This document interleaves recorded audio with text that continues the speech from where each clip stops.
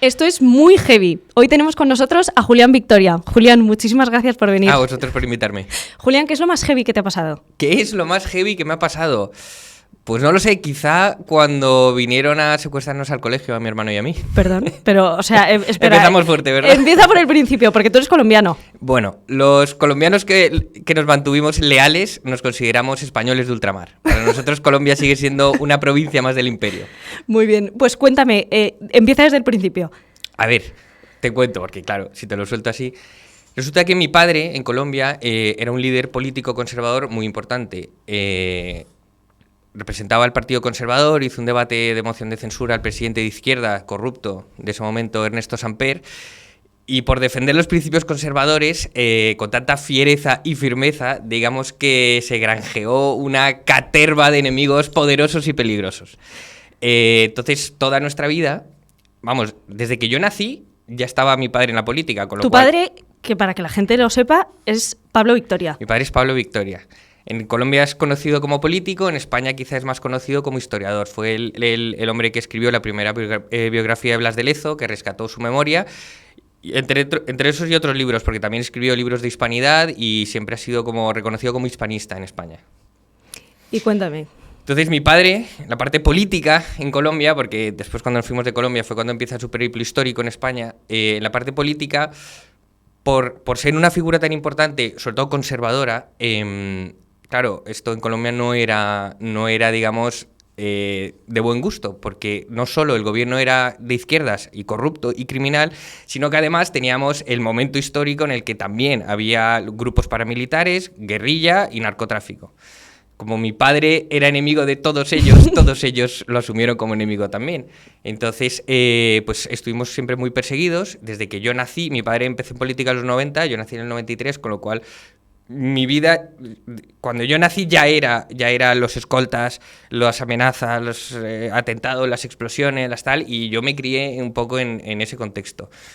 En particular en el colegio, cuando vinieron a intentar secuestrarnos, fue porque, claro, a mi padre intentaron hacerle atentados, coches bomba. Una vez en un debate en el Congreso le llegó un ataúd con su nombre, con su esquela grabada. A los periodistas los invitaban constantemente al funeral de Pablo Victoria. Me acuerdo una vez, esto es una anécdota interesante, que un día fue a renovarse el pasaporte, o el DNI colombiano, y cuando fue al registro civil le dijeron, pero señor, usted no existe. ¿Cómo que no existo? No nos aparece registro suyo de nada, ni huellas, ni partida de nacimiento, ni de bautismo, ni nada. Claro, habían borrado todos sus datos para luego matarlo, cortarlo en trocitos, tirarlo al río Cauca y que fuera irreconocible. Que nadie le echara de menos. Te encuentran los dedos, no coincide con huellas, nadie sabe quién es. Entonces, lo del colegio fue otro intento de hacer daño a nuestra familia. Vinieron a secuestrarnos a mi hermano y a mí. Yo soy el pequeño de 4 hermanos. Y yo creo que estoy convencido de que fue la Virgen la que nos salvó ese día, porque impidió que nosotros saliéramos. Una mujer se hizo pasar por mi madre y vino a recoger a los niños Victoria, y la directora del colegio no nos dejó salir ese día. Una cosa no entendible, porque si viene tu madre a buscarte, pues te dejan salir, ¿no? Pues ese día la directora se opuso y dijo, no, los Victoria no pueden salir en horario escolar. No nos dejó salir y gracias a eso hoy estamos haciendo esta entrevista. O sea, que la profesora os salvó realmente. Nos salvó realmente. Yo creo que por intercesión de la Virgen, pero nos salvó. ¿Y vais al colegio con escolta? Íbamos al colegio con escoltas. Al principio íbamos en el autobús escolar, mi padre mandaba 2 motocicletas de policía y ejército a custodiar el autobús, hasta que el colegio nos dijo que los demás niños no se sentían seguros con nosotros en la ruta, y entonces nos sacaron del autobús del colegio y teníamos que ir con 3 todoterrenos blindados con 18 escoltas. ¿Qué recuerdas de esos momentos, tú de niño? Aquí se me pone la piel de gallina un poco. Tengo 4 recuerdos marcados a fuego en mi cabeza de toda esa parte de mi vida.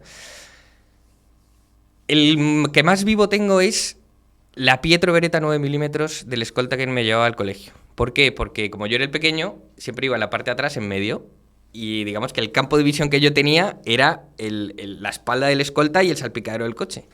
Y el escolta siempre llevaba la Pietro Beretta, el que no sé, es una pistola marrón 9 milímetros.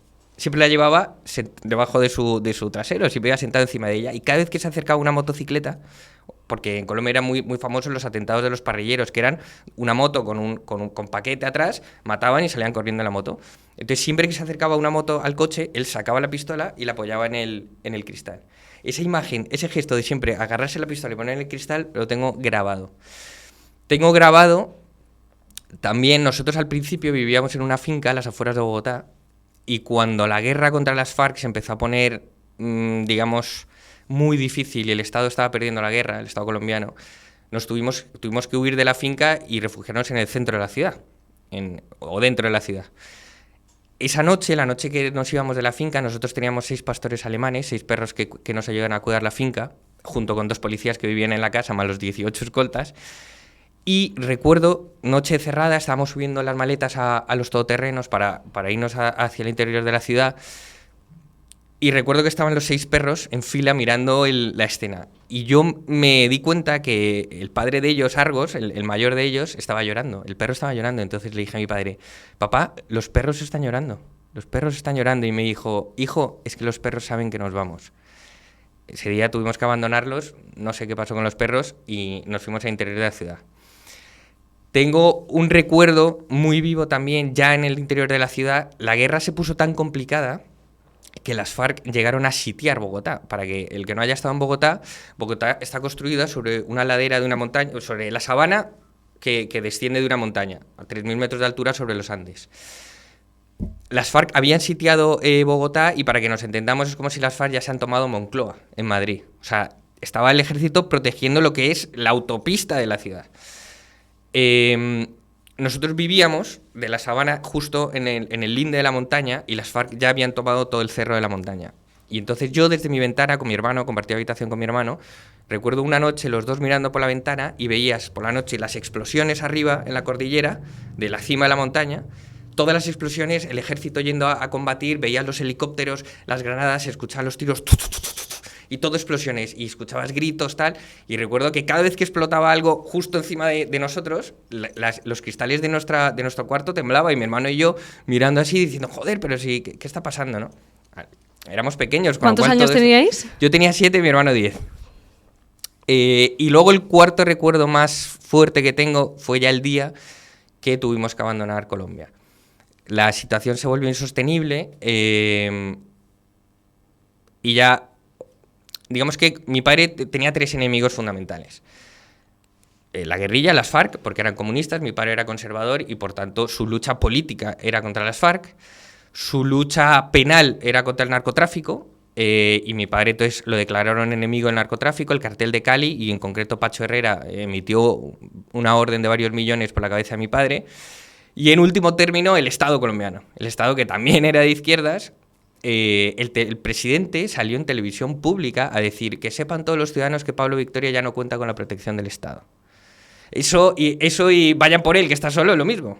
Mi padre respondió también en CNN, en televisión pública, diciendo, con una ametralladora en televisión, diciendo, vengan, pero vengan muchos porque los voy a recibir a bala. O sea, esa era la situación. Pero esto ya se volvió incontenible porque ya no solo nos habían quitado la protección, sino que, como decía, la guerra se estaba perdiendo. La guerrilla estaba ya tomando la ciudad, no se podía viajar por carretera a ninguna ciudad, y si la guerrilla tomaba Bogotá, los primeros que iban a venir eran por nosotros. Entonces mi padre acudió a un gran amigo suyo, que nunca se me olvidará, el embajador de España en Colombia. Fue a pedirle auxilio y le dijo, embajador, necesito que me ayude a sacar a mi familia de aquí. Nos van a matar, ya ha visto, usted sabe perfectamente todo esto, además ha visto que la guerra está prácticamente perdida, vienen por nosotros, ayúdeme a sacar a mis hijos de aquí. Mis hermanos mayores, como decía, yo soy el pequeño de 4, mis 2 hermanos mayores ya habían salido un año antes del país, uno, mi padre lo había mandado a Boston y a otro lo había mandado aquí a Madrid, y quedamos los 2 pequeños, evidentemente éramos muy pequeños como para irnos a vivir solos, los otros ya empezaban la universidad. Y entonces el embajador de España en Colombia nos expidió 6 visas de residencia para poder dejar Colombia y venirnos a vivir a España. Y entonces recuerdo cuando ya soltamos todo, hicimos maletas y nos pusimos rumbo a España para empezar de cero o de nuevo. Recuerdo que íbamos en el avión Y en ese momento ya entendí la gravedad de la situación, porque como yo había nacido en esa guerra, en ese conflicto, para mí era normal tener escoltas. Era normal jugar al fútbol con los policías que teníamos en casa con las AK-47 colgadas. Mi padre nos enseñaba a disparar para si un día nos teníamos que proteger. La casa estaba llena de armas y mi padre nos llevaba a la galería de tiro para decir, oye, esto es un arma, esto mata, esto solo se puede usar si vienen por vosotros y yo no estoy.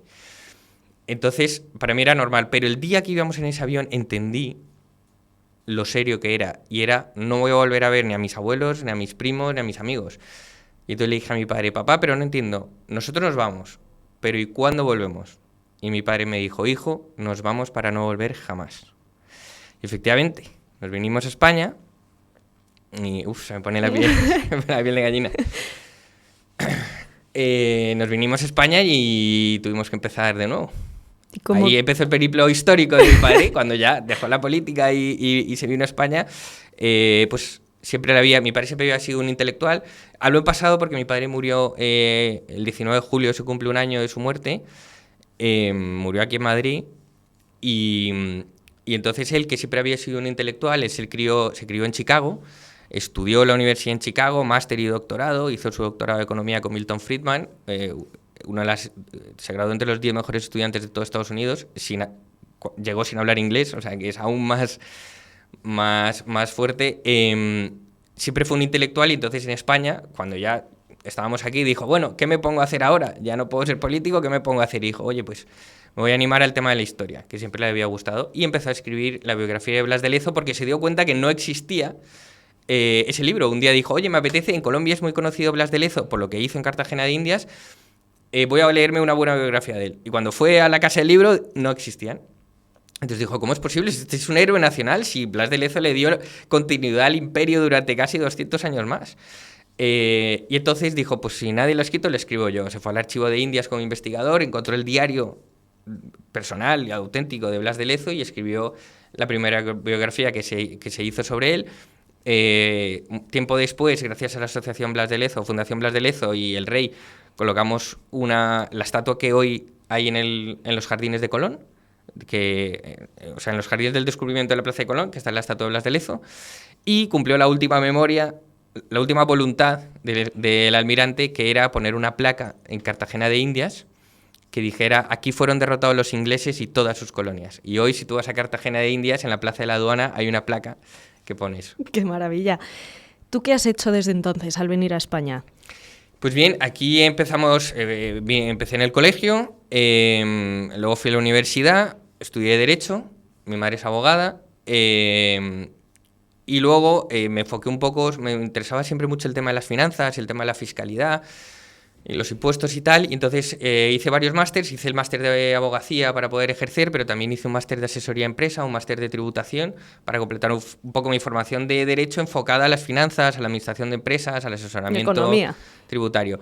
No tanto economía, porque no hice la carrera de economía y cualquier economista se sentiría ofendido si yo dijera que soy economista, pero digamos que sí el tema tributario, el tema asesoría de empresa, financiera y contable, y luego como autodidacta todo el tema de finanzas, inversiones, es un tema que me interesa mucho. Por supuesto, historia, política, filosofía, pero en este momento estoy muy dedicado al tema de finanzas. Tú ahora tienes una hija pequeña. ¿Qué ves de diferencia entre su crianza y la crianza que tuviste tú con su edad? ¿Particularmente de mi familia o en cuanto al mundo que nos rodea? No, en cuanto al mundo en general, porque tu hija ahora vive en España. En cuanto al mundo en general, veo que tengo que esforzarme el doble de lo que se esforzaron mis padres, no solo en traer comida a casa, sino en educarla. Porque tenemos todo en contra. Es decir, no solo el mundo hoy en día en un imposible, en algo que parecía imposible hace 20 años, pero el mundo, hemos perdido la humanidad, los niños son el objetivo número uno de la izquierda, ya lo decía Felipe González, que había que tomarse la educación, porque como los mayores no se iban a creer su porquería, había que empezar a enseñar a los niños. Entonces, los niños son el target de todo. De la hipersexualización, del adoctrinamiento LGTBI, de género, de izquierdas, ecologista. Entonces, claro, yo ahora tengo que proveer a mi hija un ambiente seguro No seguro como el que me proveían a mis padres a mí en Colombia de, oye, no puedes salir de casa porque te matan, pero sí seguro intelectual o moralmente o espiritual, que es, oye, a ver cuál es el círculo que te rodea porque no quiero que te contaminen. Tengo que esforzarme el doble para protegerla solo por el hecho de ver una película, ir a la calle, ver un anuncio en la tele que dices, no me puedo creer que ya hasta en un anuncio de cremas han intentado meterte aquí el rollito woke. Entonces tienes que estar como constantemente alerta para que no intoxiquen a tu hija de los nuevos venenos que ha inventado la izquierda. Antes era la lucha de clases, ahora es la lucha climática, de sexos. Y luego, claro, mis padres, lo decía que también lo tengo más difícil a nivel de traer comida a la mesa porque yo ahora, y tú también, tenemos que esforzarnos el doble para tener la mitad. Es decir, mi madre tuvo la suerte de que cuando ella quiso dejar de trabajar, dejó de trabajar. Mi mujer eso no lo puede hacer. Por lo tanto, mi madre era más libre que las mujeres de hoy en día, porque mi madre un día dijo, bueno, Pablo, con lo que tú ganas podemos vivir, yo me dedico a los niños. Mi mujer no tiene esa elección. No digo que debería hacerlo, sino que al menos debería tener la oportunidad de elegir. Que puede tener la posibilidad de hacerlo, aunque no lo haga. No lo puede hacer, no podemos de dos, uno estar sin sueldo. Entonces, lo tenemos mucho más complicado. Claro, yo veo cómo se criaban las familias antes. La gente tenía 4 hijos, casas amplias, un coche, una casa en propiedad, con un solo sueldo. Nosotros trabajamos 2. Por ahora podemos tener una niña. Todo es muy caro. La conciliación es imposible. España sí nota una diferencia fundamental con Colombia, porque Colombia, como es un país que siempre va más atrasado, ves que en el imaginario colectivo todavía está ese sentimiento de familia, las cosas están hechas para que tengas familia, parques, llegas a restaurantes y hay tronas, hay juegos para los niños y tal. Pero en España no. Y de hecho mi mujer, que en diciembre fue a Colombia, me dijo, oye, este país está pensado en los niños, España no. España ni los trabajos, ni los parques, ni la economía, ni las casas, ni los coches, ni los ascensores, nada está pensado para tener familia, está pensado para que seas un individuo consumista que aspires a comprarte el último iPhone cada año y ya está. Y entonces es muy triste porque ahora nosotros somos como los nuevos rebeldes, ¿no? Antes eran los punkis en los 80 y ahora somos los que nos queremos casar, formar una familia y tener hijos y darles la mejor vida que podamos darles. Claro, si en la educación pública a tu hija sabes que 100% la van a adoctrinar, tienes que hacer el triple de esfuerzo porque la tienes que llevar, si puedes, o si tienes la suerte, a un colegio privado para que no la intoxiquen, para que puedas elegir el colegio que quieres, la educación que quieres. Claro, para eso necesitas dinero. No todo el mundo puede hacerlo. Y los que deciden hacerlo es un esfuerzo que tienen que sacrificar a costa de otras cosas. Antes era mucho más fácil educar hijos. Siento que estamos en una constante lucha contra el sistema. Tu familia os sacó de Colombia como niños porque estabais desprotegidos y os llevaron a España con la idea de que estuvieseis seguros en un país del primer mundo. Pero tú ahora me estás diciendo que tu hija también está desprotegida a día de hoy. Está desprotegida. Y ojo, muy buena pregunta, porque antes he dicho desprotegida intelectualmente o moralmente, pero España cada vez más se parece a Colombia. ¿Por qué? Pues quiero decir, ¿cómo que hay tiroteos en las calles? ¿Cómo que hay machetazos? ¿Cómo que hay bandas organizadas? ¿Cómo que unos narcotraficantes en Barbate con una lancha mejor que los guardias civiles los atropellan y los matan? Eso solo pasaba en Colombia. Quiero decir, y yo creo que no solo lo digo yo, todos los hispanoamericanos que hemos venido a España a buscar un mejor futuro, de forma legal, por supuesto, hemos notado que España se está venezuelizando o colombianizando. Es decir, ya no me siento como me sentía cuando llegué en 2001. Es decir, tú llegas a España, las puertas estaban abiertas, iba seguro por la calle y ya no. Ya no. Yo cuando veo que unos Latin Kings hay una pelea y matan un tiroteo y mueren 3, digo, pero si yo vengo de ahí, yo precisamente huía de ahí. ¿Qué está pasando en España? ¿Qué está pasando en Europa en general? Porque luego ves que ganan la Champions el Paris Saint-Germain y los inmigrantes incendian París. Digo, pero eso es lo que pasa en Cali en una revuelta estudiantil. Me está empezando a costar ver la diferencia entre España y Colombia. ¿Y por qué crees que pasa esto? ¿Por qué creo que pasa esto? Digamos que la izquierda es un cáncer, es como un virus que se expande sin fronteras. No lo puedes evitar con paredes. Entonces, ¿por qué? Porque su discurso es muy fácil. Porque ellos siempre lo van a tener mucho más fácil que tú de convencer a alguien. Porque si a ti te dicen, no, los que tengan más que paguen más. Eso es un discurso muy fácil. Pero ¿dónde está ahí la prosperidad? ¿Dónde está el esfuerzo, la meritocracia, el progreso? No, eso no existe. Entonces, siempre nosotros lo tenemos más difícil de defender las ideas conservadoras frente al discurso barato y vacío de la izquierda. Claro, como decía, es un virus. Cuando ese virus llega a un país y se implanta, es muy difícil erradicarlo. Tarda generaciones en sanar a la gente, porque lo infecta, y entonces hoy están con puertas abiertas, todo el mundo cabe, el buenismo, welcome refugees. Bueno, ya, pero es que hemos convertido Europa en un estercolero multicultural. Quiero decir, por supuesto no me estoy refiriendo a la inmigración hispanoamericana. Yo soy el primer hispanoamericano que está aquí, pero es que no hay un choque cultural con los que venimos del otro lado del Atlántico. Quiero decir, para mí, la diferencia entre Colombia y Andalucía puede ser la misma que entre Andalucía y Galicia. Cambia la comida, el acento y las fiestas populares, pero la lengua, la cultura, la religión, el modelo de familia, de la concepción de la vida social es exactamente el mismo. No es así con Marruecos, con Argelia, con el Sahel, con Níger, con Chad. No es así. Hay culturas que no son compatibles con la nuestra. Y están financiando mafias del tráfico de personas. Están financiando mafias, se lo llevan calentito cada vez que revientan un barco de inmigrantes ilegales, lo sueltan en la playa y todo el mundo se lleva ahí algo. Entonces hay un interés creciente en que haya inmigración ilegal, porque las ONGs solidarias, y digo entre comillas porque son una mafia, son un tráfico de personas, se lucran de este negocio. Entonces, no es verdad que todas las culturas son respetables, no es verdad que todas las culturas son compatibles. A mí una cultura que dice que la mujer es inferior al hombre, que la mujer tiene que taparse, que la mujer no puede ir a la universidad, que la mujer no puede trabajar, que la mujer no puede conducir, no es compatible con la mía, porque mi mujer es igual a mí. Con lo cual, tú no eres compatible con la mía, y igual que otras culturas. Entonces, igual que la hispanoamericana sí es compatible porque es la misma. Y en general Occidente, viene un estadounidense aquí, se adapta perfectamente, aunque no entienda el concepto tapas y piti después del trabajo, pero no los africanos, no los de Oriente Medio. De hecho, a las mujeres en el Islam se les tapa con velos, con la idea de que los hombres no tengan la necesidad de crear actos impuros con ellas. Pero hemos visto a niñas con hijab. Entonces, ¿qué tiene que decir del Islam? Tener a niñas tapadas. Muy buena reflexión. Es una excelente no, a mí como mujer reflexión que no me había hecho. A mí me preocupa mucho que las mujeres tengan que estar tapadas para no incitar al hombre a cometer actos impuros con ellas, pero hemos visto a niñas tapadas. Entonces, ¿los hombres necesitan cometer actos impuros? Cuando empiezan a menstruar.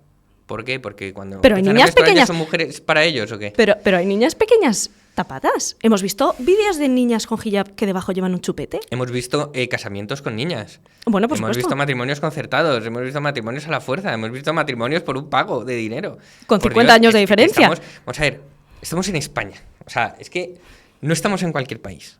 España fue luz del mundo. España es cuna de San Ignacio y martillo de herejes. España no es un país cualquiera. España es la nación más importante del planeta. Primero, la nación más antigua del mundo. Segundo, la nación más importante, porque fue la nación que le dio no solo la redondez al mundo, sino que hizo la mayor obra, la mayor epopeya de la historia de la humanidad, que es la evangelización de América. Que España hoy se sienta uno más y diga, bueno, pues aquí nos compartimos todos y venid a integraros en mi cultura. No, España siempre fue un dominador y ahora está siendo dominada por culturas foráneas o extranjeras. ¿Hay esperanza? Hay esperanza. Quiero creer que hay esperanza. Mientras haya un español de pie, dispuesto a defender los valores conservadores, los valores de sentido común, los valores de tradición, familia y propiedad, los valores de progreso, de prosperidad, de libertad, los valores de...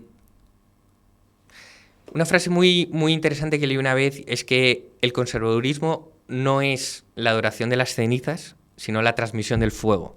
Mientras haya un español de pie dispuesto a defender eso, hay esperanza. ¿En quién tenemos que poner la esperanza? ¿En qué grupo de personas? Única y exclusivamente en Vox. Es el único partido que hoy día está dando la batalla en lo económico, en lo social y en lo moral. ¿Por qué digo esto? Porque se nos olvida muy rápido, y para mí es un insulto que el Partido Popular hable de el voto útil. No, es que no se puede dividir el voto porque entonces no ganamos. Vamos a ver, ya tuvisteis esta oportunidad. No una, 2 veces. Tuvisteis 2 mayorías absolutas, en las que no solo no prometisteis lo que habíais dicho en vuestro programa electoral, sino que además os dedicasteis a gestionar las políticas de la izquierda, avanzasteis en la agenda de la izquierda. ¿Cómo os atrevéis a decir que vosotros a la tercera va la vencida y que si se concentra el voto en el Partido Popular, esta vez sí que va a usar para algo su mayoría absoluta? Es un insulto al intelecto que hoy nos intenten vender eso. Es más, yo le podría decir al Partido Popular: nosotros no estamos dividiendo el voto de la derecha. Como muchos ustedes están dividiendo el voto de la izquierda, porque como se parecen bastante, pues la gente puede votar a PP o PSOE. La gente de izquierda puede votar a PP o PSOE indiscriminadamente. De hecho, hay en sitios en los que llevan gobernando 50 años y se siguen quejando. De hecho, gobiernan en Europa, en coalición. O sea, no es nada raro lo que estoy diciendo. El PP está dividiendo el voto de la izquierda. Bien, perfecto, que les quiten voto. Pero solo hay un partido de sentido común, de valores conservadores, de libertad en España, que es Vox. No existe otro. Dios quiera y Dios mediante y Vox presente, un día Santiago Abascal estará en la Moncloa y podemos corregir este periodo oscuro, este periodo de drama, de insuficiencia moral, de Sodoma y Gomorra en la que se halla España. Un día podremos corregir el futuro de nuestros hijos, el futuro que les espera, que hoy día es un futuro sin vivienda, sin trabajo, sin familia, sin libertad. Todo eso hay que resetearlo. Tenemos que sentarnos otra vez y decir: oye, ¿qué modelo de país queremos? ¿Hacia dónde queremos avanzar? ¿Qué futuro queremos dejarle a nuestros hijos? Y ese debate o esas políticas de cambio solo las puede liderar Vox. ¿Crees que esto la gente lo entiende o están...? Creo que cada vez más gente lo entiende, especialmente los jóvenes. Las últimas encuestas que salieron decían que si solo votaran entre 18 y, no sé si 25 o 30 años, si solo votaran ese grupo de edad, Vox ganaría con mayoría absoluta. Creo que los jóvenes están reaccionando porque los jóvenes sí se dan cuenta de estos problemas que hoy estamos hablando, ¿no? De, oye, que es que una carrera y un máster no te asegura un trabajo. Claro, es que nos han dado la misma película que nuestros padres, pero nos han cambiado el guión. Nuestros padres decían: si tú encuentras un trabajo, si tú estudias una carrera, encuentras un trabajo. Si tú encuentras un trabajo, te podrás comprar una casa. Y si no lo haces mal, estarás en tu trabajo, te jubilarás y disfrutarás de tu pensión. Pero es que eso ya no es así. Una carrera no te asegura un trabajo. Un trabajo, por supuesto, no te compra una casa cuando el sueldo medio en España son 19.000 euros y hay 18 millones de personas viviendo de dinero público y 17 millones de personas contribuyendo al Estado. Por supuesto, el sistema de pensiones... O sea, ¿eso qué es? Eso es lo mismo que una estafa piramidal.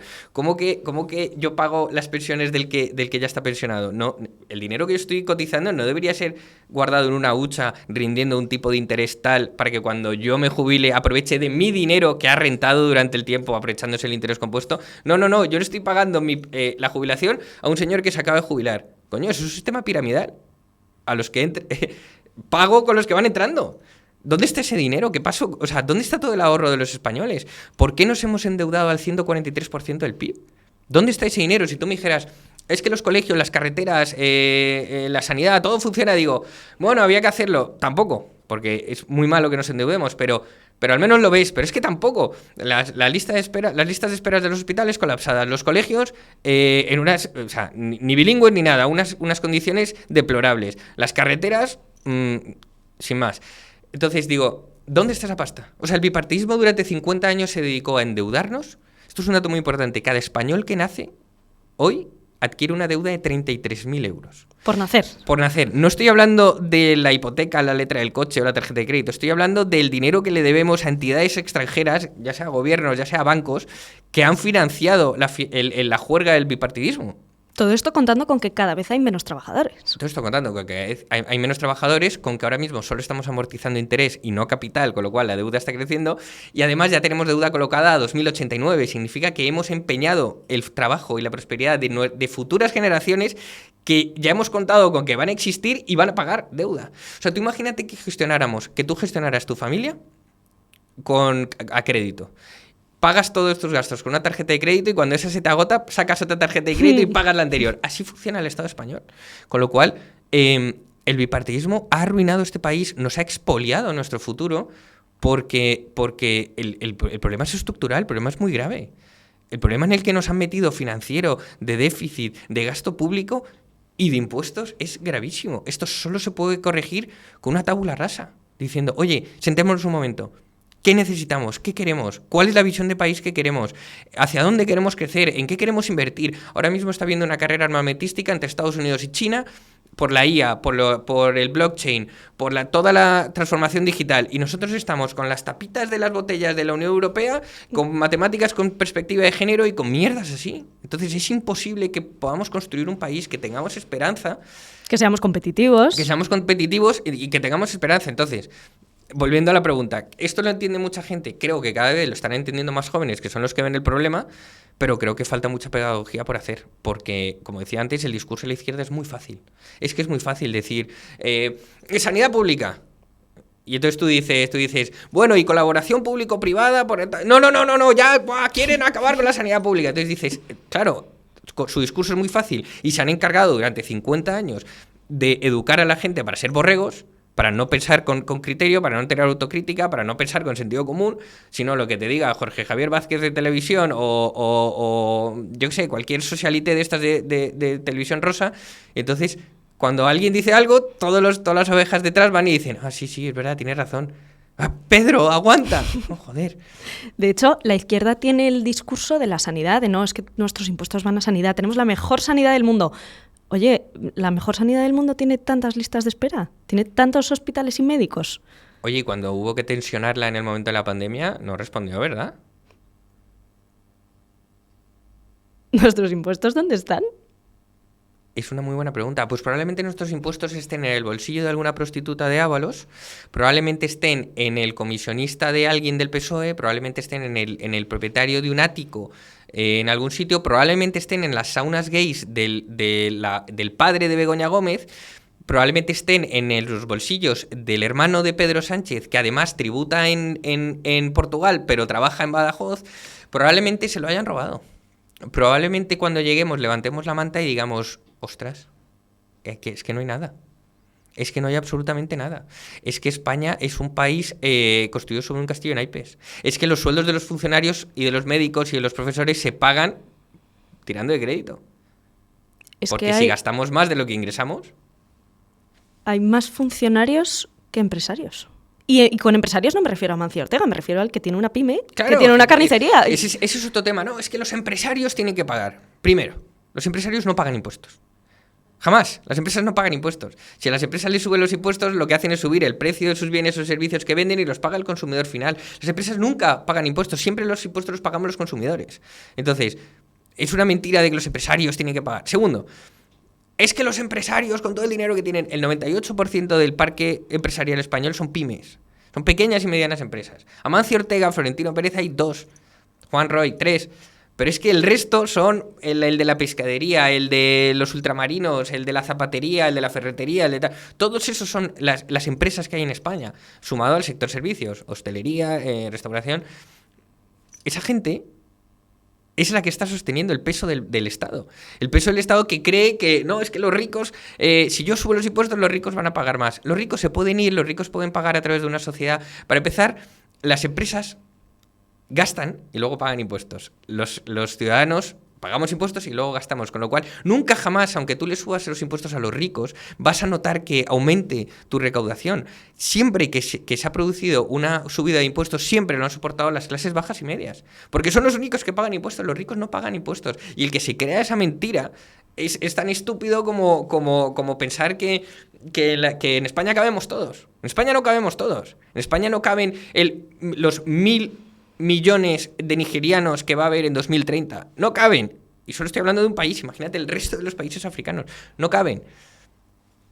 Yo haciendo las matemáticas, si tú le subes los impuestos a una empresa pequeña, me lo invento, en una ferretería, el ferretero lo va a traducir a lo que vende. Pero en el momento en el que a mí me vendan un tornillo por 5 euros, no lo voy a comprar, ¿qué hace el ferretero? Pues probablemente cerrar. O probablemente, ¿sabes cómo funciona la izquierda? La izquierda tiene, su modelo económico se basa en 3 premisas muy simples. Si algo funciona, grábalo con impuestos. Si algo funciona extremadamente bien, regúlalo, porque es peligroso. Y cuando lo hayas terminado de destruir, subvenciónalo. Entonces probablemente venga la izquierda y empiece a producir tornillos públicos para vendértelos a ti a algún precio, sin camuflando lo que está costando ese tornillo. ¿Por qué están cerrando tantas empresas pequeñas? España es uno de los países con mayor, si no el país con mayor presión o esfuerzo o sacrificio fiscal del mundo. Eso significa que España es el que más paga, los españoles somos los que más pagamos impuestos en contraste con lo que ingresamos o respecto a lo que ingresamos. Cuando tú ves, el otro día salía una entrevista del ministro de Economía de Dubái, se descojonaba vivo y decía, cada vez que me dicen que en Europa la gente paga por trabajar, me descojono. Dice, no nos entra en la cabeza. Que la gente de su nómina le quitan la mitad para llevárselo en impuestos, no lo entendían. El tío se descojonaba, pero y se echaba las manos a la cabeza diciendo, no lo entiendo, ¿cómo que te cobran por trabajar?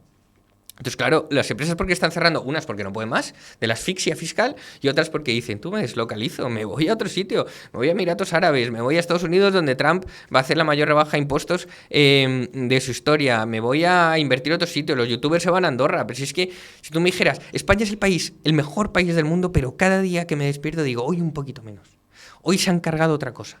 A España sí sigue quedando la gente, la alegría, las mayores horas de sol, las playas, las montañas, la comida, la gastronomía, los paradores, el turismo, la vibra, tú vas a Sevilla, esa ciudad llena de vida, la gente en las tabernas, todo el mundo feliz. Vale, eso es España, y estoy de acuerdo que es el mejor país del mundo, pero todos los días se esfuerzan por acabar con eso, todos los días te quieren regular algo, todos los días quieren hacer que ese comercio cierre, todos los días te quieren decir que no, es que no se puede fumar en las terrazas, no, es que no se puede consumir alcohol en no sé dónde, es que... No queremos turistas. No queremos turistas, no queremos tal. Entonces todos los días tú sales a la calle y dices, hoy España es un poquito menos porque estos malnacidos se han empeñado en destruirlo. Julián, ¿de qué te sientes más orgulloso? ¿De qué me siento más orgulloso? Quizá no. Estoy convencido de formar una familia como la formaron mis padres. Con los valores que me enseñó mi padre, ser capaz de transmitirlos, es decir, haberlos entendido y estarlos transmitiendo diariamente a mi hija y a los que vengan, si Dios quiere, es lo que más orgulloso me siente, el saber que soy parte de la resistencia en un mundo absolutamente contaminado, porque las enseñanzas de mi padre, que no eran ni suyas, porque como digo, el conservadurismo es la transmisión del fuego, eran los de sus padres y sus padres y sus padres, que construían sobre lo probado que funcionaba. La sociedad iba avanzando sobre lo que todos se habían puesto de acuerdo en que funcionaba. Y ese legado, ese conocimiento, esos valores llegan hasta hoy, hasta nosotros. Mi padre me los transmite, que es el legado de generaciones y generaciones de gente que ha intentado hacer las cosas bien. El hecho de haberlos recibido, primera suerte, haber tenido un padre como el que tuve. Segundo, el hecho de haberlos interiorizado y no haberme perdido por el camino. Y tercero, el ser capaz de vivirlos, no solo de creer en ellos, sino de vivirlos, ejercerlos diariamente y poder transmitírselos a mi hija es lo que más me enorgullece. Julián, muchísimas gracias por venir. A vosotros siempre.